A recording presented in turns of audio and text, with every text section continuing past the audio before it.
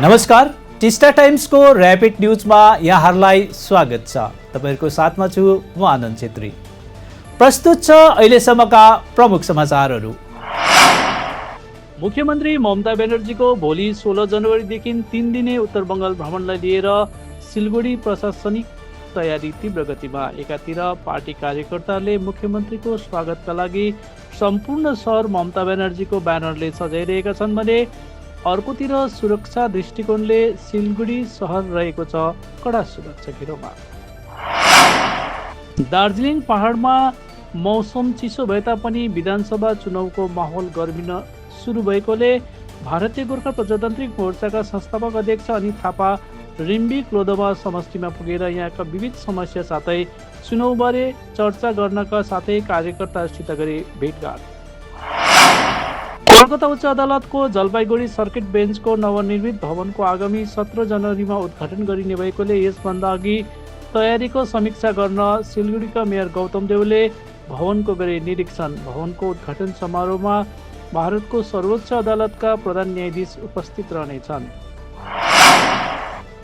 डुवर्सका राजेश लाकडाद्वारा हालै गरिएको आपत्तिजनक अनि भड्काउपूर्ण बयान विरुद्ध भारतीय गोर्खा प्रजातान्त्रिक युवा शक्तिले बिहिबार दार्जिलिङ सदर थानामा उनी विरुद्ध गरे प्राथमिकी दर्ता।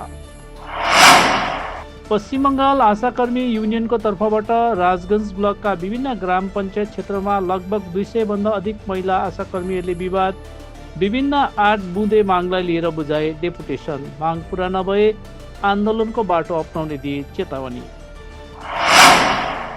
सिलगढी पुलिस कमिशनरेट अन्तर्गत मतिगडाको पालपाडा मोडमा अवस्थित बालासन सब ट्राफिक गार्डको नयाँ कार्यालयको आज पुलिस कमिशनर श्री सुधाकरले औपचारिक रूपमा गरे उद्घाटन। यस अवधि सिलगढी मेट्रोपोलिटन पुलिसका वरिष्ठ अधिकारीहरूको थियो उपस्थिति।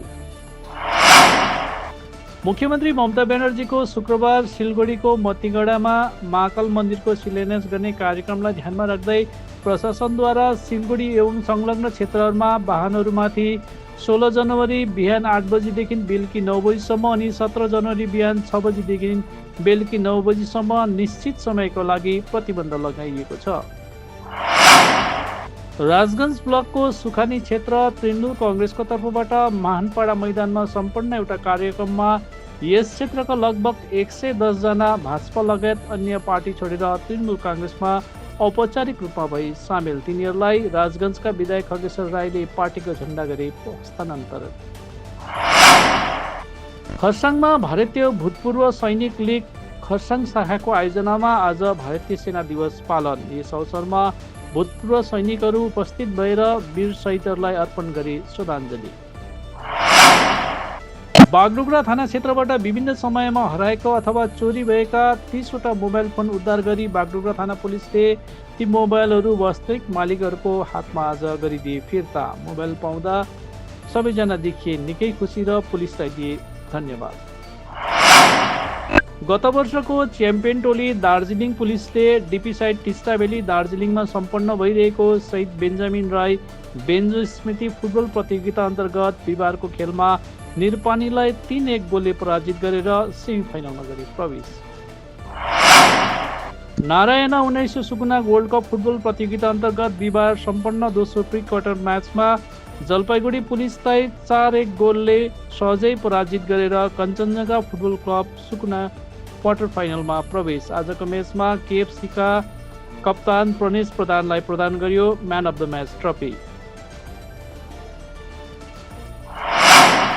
हवस् त दर्शकवृन्द, अहिलेलाई भने यति नै। हेर्दै गर्नुहोस् टिस्टा टाइम्स।